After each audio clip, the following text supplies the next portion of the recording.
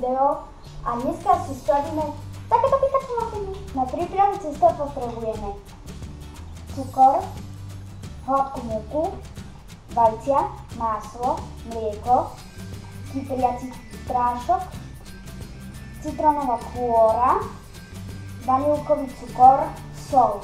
Najprv zmiešame suché suroviny, múku, kypriaci prášok, štipku soli.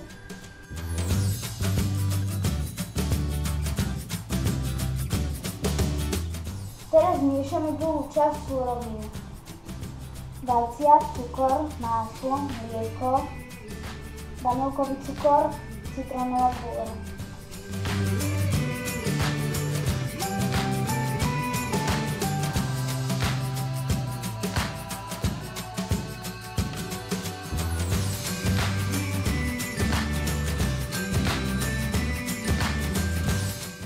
A teraz zmiešame suché a mokré suroviny dohromady.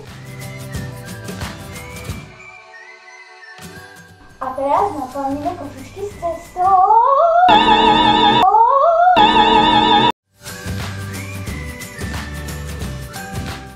Mafiny pečíme na 175 stupňov 17 minút. Mafinky sa nám prekrásne upiekli, ideme urobiť krém. Na prípravu krému potrebujeme práškový cukor, maslo, mascarpone, citrónovú šťavu. Do nádoby dáme mascarpone, maslo, citrónovú šťavu, práškový cukor a trošku solky.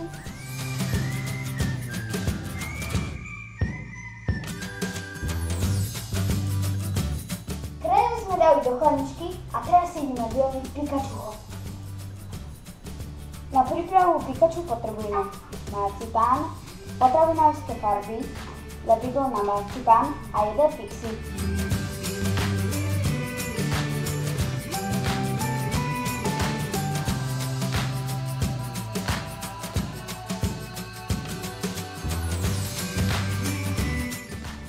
Ak sa vám páčilo moje video, dajte mi like a teším sa na vaše komenty.